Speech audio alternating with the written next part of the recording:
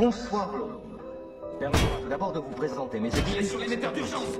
J'aime, comme beaucoup d'entre vous, le confort du train-train quotidien, le sentiment de sécurité et la tranquillité que procure ce qui est familier et répétitif. Bon Dieu. Je les apprécie comme tout un chacun. Mais dans cet esprit de commémoration qui prévoit que les événements importants du passé, habituellement associés à la mort d'un individu ou à la fin de quelque horrible bataille sanguinaire, soient célébrés par de sympathiques congés, j'ai pensé que nous pourrions célébrer ce 5 novembre, jour hélas oublié, en consacrant un court instant de notre vie quotidienne à nous asseoir et à bavarder un peu. Il existe bien sûr des personnes qui ne veulent pas que nous parlions. Laisse-moi réfléchir. Je soupçonne qu'en ce moment même, des ordres sont envoyés dans des téléphones et que des hommes armés vont bientôt se mettre en route. Le chancelier Sittler. Et merde. Pourquoi? Parce que même si on peut substituer la matraque à la conversation, les mots conserveront toujours leur pouvoir. Les mots sont le support de la compréhension et pour ceux qui les écouteront, l'énonciation de la vérité. Et la vérité, c'est que quelque chose va très mal dans ce pays, n'est-ce pas? C'est vous qui l'avez conçu, vous la vouliez indéréglable. Vous m'avez dit toutes les télés de Londres. Cruauté et injustice, intolérance et oppression.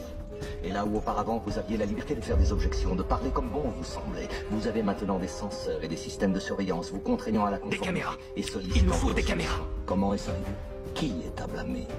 Bien sûr, il y a ceux qui sont plus responsables que les autres, qui devront en rendre compte. Mais, encore dans un souci de vérité, si vous cherchez le coupable, regardez simplement dans un miroir.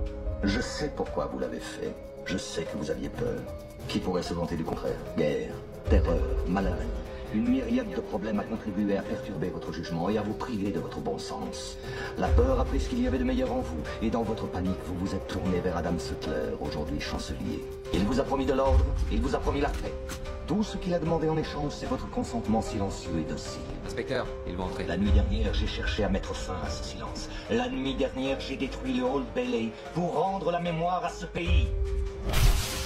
Il y a plus de 400 ans, un grand citoyen a voulu ancrer à jamais le 5 novembre dans nos mémoires. Il espérait rappeler au monde qu'impartialité, justice et liberté sont plus que des mots. Ce sont des principes. Alors si vous n'avez rien vu, si vous ignorez toujours les crimes de ce gouvernement, je vous suggère de ne pas commémorer le 5 novembre. Mais si vous voyez ce que je vois, si vous ressentez ce que je ressens, si vous désirez ce que je désire, alors rangez-vous à mes côtés, dans un an à compter d'aujourd'hui, devant les grilles du Parlement, et ensemble, nous leur offrirons un 5 novembre, gravé à jamais dans les mémoires.